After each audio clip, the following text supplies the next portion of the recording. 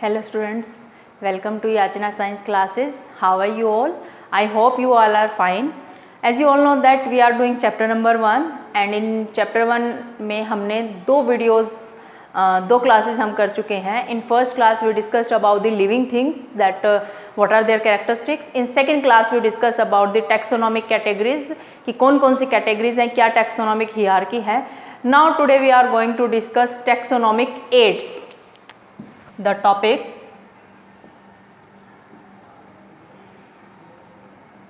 taxonomic aids. This is our last topic of the chapter. इसके बाद chapter complete हो जाएगा. This is our last class for the chapter number 1. So what are taxonomic aids? हम इस बारे में बात कर रहे थे कि suppose कोई नया organism किसी ने देखा है, सबसे पहले वो ऑर्गेनिज्म को आइडेंटिफाई करता है, उसको बाद में उसको नॉमेनक्लेचर, उसका नाम दिया जाता है, फिर उसको क्लासीफाई किया जाता है. अब क्वेश्चन ये आता है कि हमने उस ऑर्गेनिज्म को देख लिया है, आइडेंटिफाई कर लिया है, बट हमें कैसे पता चलेगा कि जो ऑर्गेनिज्म या जो क्रिएचर हमने देखा है क्या वो पहले कभी डिस्कवर हो चुका है या कोई नई चीज़ हमने देखी है, ये कैसे पता चलने वाली है.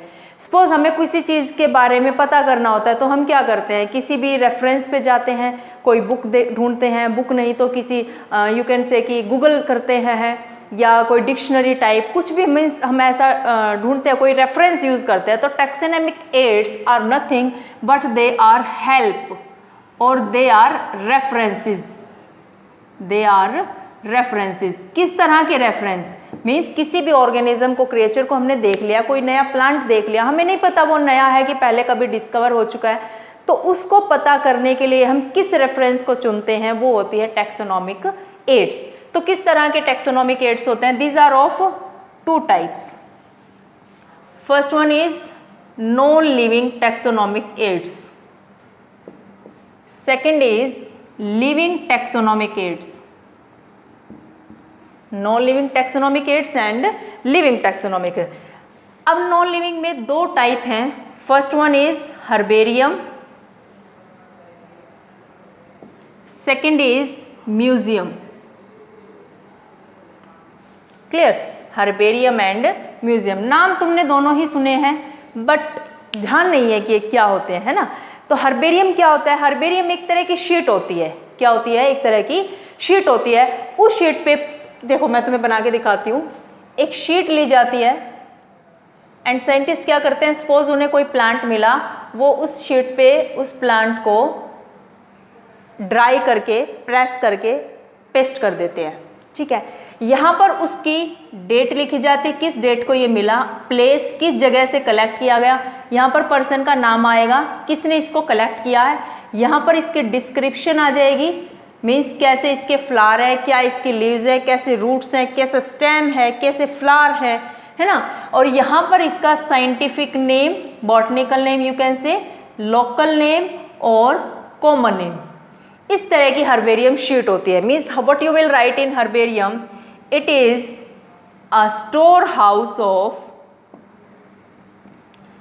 collected plant specimen which are dried, सुखाया जाता है, pressed, प्रेस किया जाता है, and preserved, प्रिजर्व किया जाता है. किसके ऊपर? On a sheet. And then these sheets are arranged. These sheets are arranged according to classification. See, whenever you will go in your higher classes, suppose if you are not opting for NEET exam and you are just going for your degree exam, then you will definitely prepare a herbarium sheet. It is a storehouse of collected plant specimen. का एक store house होता है जिसमें पहले plant को क्या किया जाता है, ड्राई किया जाता है, फिर इसको प्रेस किया जाता है एंड देन उसको प्रिजर्व किया जाता है किसी शीट के ऊपर, उसके ऊपर पेस्ट कर दिया जाता है. And what is to return, क्या लिखते हैं ऊपर, किस डेट को वो जो है किसी ने कलेक्ट किया है, किस जगह से कलेक्ट किया है, किसने वो कलेक्ट किया है, क्या उसकी डिस्क्रिप्शन है, कैसे फ्लावर हैं, क्या लीव्स हैं, क्या रूट है, कैसा स्टेम है, okay, and what is it's scientific name, what is it's common name, और लोकेलिटी, जिस लोकेलिटी में वो पाया गया है उसका क्या नाम है। तो इस तरह के प्लांट स्पेसिमेन को ऐसे कलेक्ट कर लिया जाता है। ऐसी बहुत सारी शीट बन जाती हैं, फिर उन शीट्स को अकॉर्डिंग टू क्लासिफिकेशन अरेंज कर दिया जाता है। ठीक है, अब हम सपोज हमने ये कोई प्लांट डिस्कवर किया है, मीन्स हमें कोई मिल गया है ऐसे ही कोई प्लांट, अब हमें नहीं पता है कि ये पहले डिस्कवर हो चुका है या हमने कोई नई डिस्कवरी किया है। So what we do, we go to herbarium, हम हर्बेरियम में जाते हैं और उन शीट्स को चेक करते हैं, पता लगाते हैं कि क्या ऐसा कोई प्लांट है। अगर है तो ठीक है, वो कौन सा हमें पता चल जाएगा, अगर नहीं है तो we have done a new discovery. Clear, so this is herbarium. Second one is museum. Now museum में क्या होता है, ये तो सिर्फ प्लांट के लिए था, म्यूजियम में क्या होता है, museum is for both plants and animals. So in museum plants and animals are preserved and they are preserved in form of in died form, मरे हुए की फॉर्म में ना, है ना, ये नॉन लिविंग की हम बात कर रहे हैं, यहाँ पर जिंदा नहीं होते हैं, डेड फॉर्म में उनको अरेंज किया जाता है। सी जो तुम स्पेसिमेन देखते हो, स्पेसिमेंस इन कंटेनर और jar in solution, formalin solution, formaldehyde का सॉल्यूशन होता है वो। तुमने स्कूल्स में देखा होगा, नहीं देखा तो when ever you will see that specimen होते हैं, कांच की बॉटल होती हैं, उसके अंदर एक लिक्विड भरा जाता है जो फॉर्मल्डिहाइड का सॉल्यूशन होता है। उसके अंदर जो भी हमने प्लांट या स्पेसिफिकली तो एनिमल उसके अंदर डाले जाते हैं जार में, बट कुछ प्लांट्स भी होते हैं उसके अंदर हम डाल के रख देते हैं। Specially these museum are created in educational institute. ये कहाँ पर बनाए जाते हैं म्यूजियम, एजुकेशनल इंस्टीट्यूट्स में, स्कूल्स में, कॉलेजेस में, यूनिवर्सिटीज़ में ये म्यूजियम बनाए जाते हैं। क्लियर, एंड नेक्स्ट थिंग कि जार में भी उनको कंटेनर में भी रख सकते हैं, इंसेक्ट बॉक्स बना सकते हैं, जो इंसेक्ट्स होते हैं इनका बॉक्स बनाया जाता है कि एक बॉक्स बना के इंसेक्ट को पहले क्या किया जाता है, कलेक्ट किया जाता है, कलेक्टेड, देन किल किया जाता है, एंड देन पिनिंग, फिर उनको पिन लगा के इंसेक्ट बॉक्स के अंदर रख दिया जाता है। ये इस तरह की सीक्वेंस पूछ ली जाती है एग्जाम में कि पहले क्या किया जाता है, first of all insect is collected, then it is killed and then it is pinned in the box, वो इंसेक्ट बॉक्स होता है। तो इस तरह हम इंसेक्ट को कलेक्ट कर सकते हैं। एनिमल्स को हम प्रिजर्व फॉर्म में जार या कंटेनर में रख सकते हैं सॉल्यूशन में, ठीक है। और इस तरह से स्टफ्ड एनिमल्स भी होते हैं, स्टफ्ड एनिमल्स म्यूजियम के अंदर स्टफ्ड एनिमल्स भी रखे जाते हैं। स्टफ्ड एनिमल्स कैसे हैं, सपोज हमें कोई पिजन की डेड बॉडी मिल गई है, तो पिजन के अंदर से हम उसका सारा मटेरियल खाली कर देते हैं, उसको खोखला बना देते हैं और उसके अंदर रुई भर देते हैं, है ना, कॉटन फिल कर देते हैं, तो वो स्टफ किया गया उसको, तो ऐसे होता है स्टफ्ड एनिमल। ऐसी भी बॉडीज रखी जाती हैं एनिमल्स की, समझ आया। तो ये हर्बेरियम और म्यूजियम दोनों ही नॉन लिविंग टैक्सोनॉमिक एड्स हैं which help us to identify the things. Next thing is living. अब हम लिविंग टैक्सोनॉमिक एड्स की बात करेंगे। लिविंग में भी दो टाइप पढ़नी है हमने। First one is botanical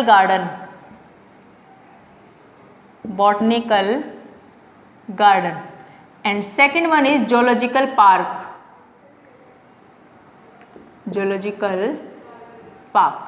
Now see botanical garden.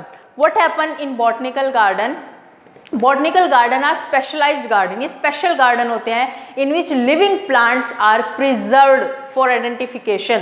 Living plants को जहाँ पर रखा जाता है कि अगर तुमने कभी किसी बॉटनिकल गार्डन में विजिट किया है, whenever you go for colleges और university, then botanical garden are prepared in those campus, and वहाँ पर बॉटनिकल गार्डन में तुम देखोगे बहुत सारे प्लांट लगे होते हैं, बड़े बड़े भी, छोटे छोटे, सब हर तरह के प्लांट होते हैं। और वहाँ पर एक इस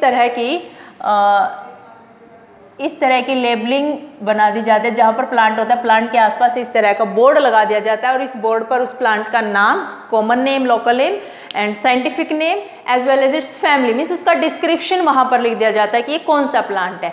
ये होता है botanical garden. Means botanical garden में लिविंग प्लांट्स को रखा जाता है और रेफरेंस के लिए, आइडेंटिफिकेशन के लिए, ठीक है। तो what you will write in botanical garden, these are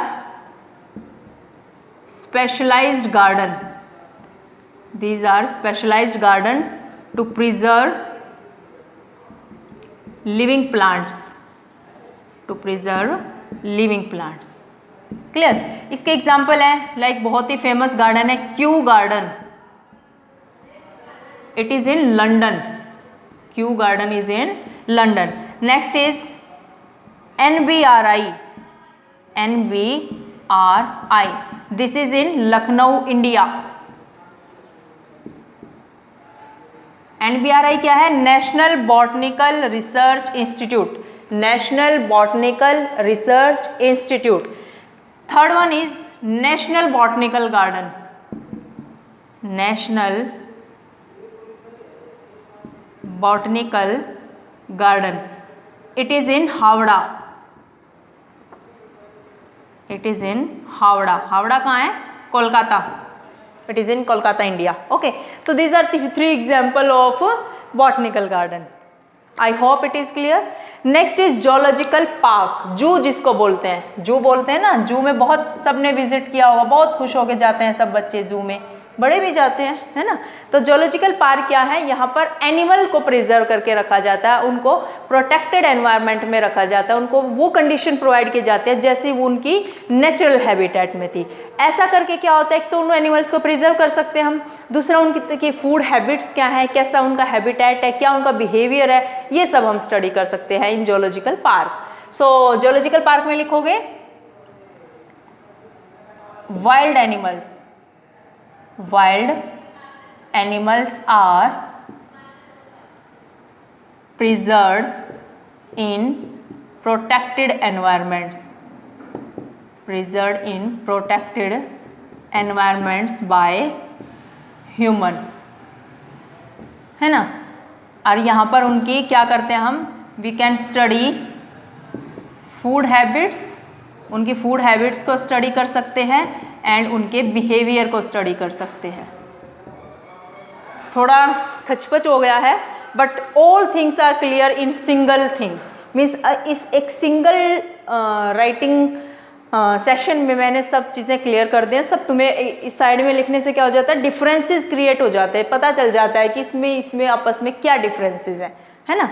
तो ये दो हैं जो बॉटनिकल गार्डन और जोलॉजिकल पार्क, यहाँ पर लिविंग प्लांट और लिविंग एनिमल्स को प्रिजर्व करके रखा जाता है. ये टैक्सोनॉमिक एड्स लिविंग है और जो हमने हर्बेरियम और म्यूजियम किया है ये दोनों ही टैक्सोनॉमिक एड्स कैसे हैं, नो लिविंग है. तो ये हमें हेल्प करते हैं ऑर्गेनिज्म को आइडेंटिफाई करने के लिए, उनकी फूड हैबिट पता करने के लिए, उनका हैबिटेट पता करने के लिए, बिहेवियर पता करने के लिए, सब चीज़ें हमें पता चल जाती है. I hope it is clear. You can take screenshot to make the notes. Done. Next, a small topic is left. Then our lecture will be completed. Next topic जो है हमारा वो है keys. की मीन्स चाबी. yes, चाबी वाले की. चाबी से सब कुछ चाबी से लॉक खुल जाता है ना हमारे. ऐसे ही की से किस चीज़ का लॉक खुल जाता है? नॉलेज का लॉक खुल जाता है. सी keys. Now what are keys? These are used to identify plants and animals on the basis of similarities and dissimilarities.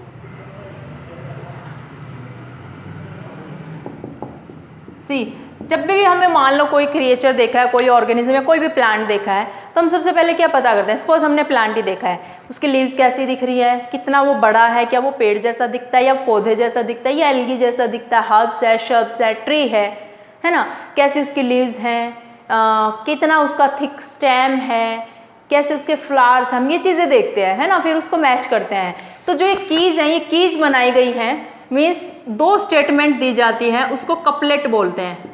दो स्टेटमेंट दी जाती है, two statements are given which are contrasting to each other, जो एक दूसरे के opposite होती हैं. ठीक है.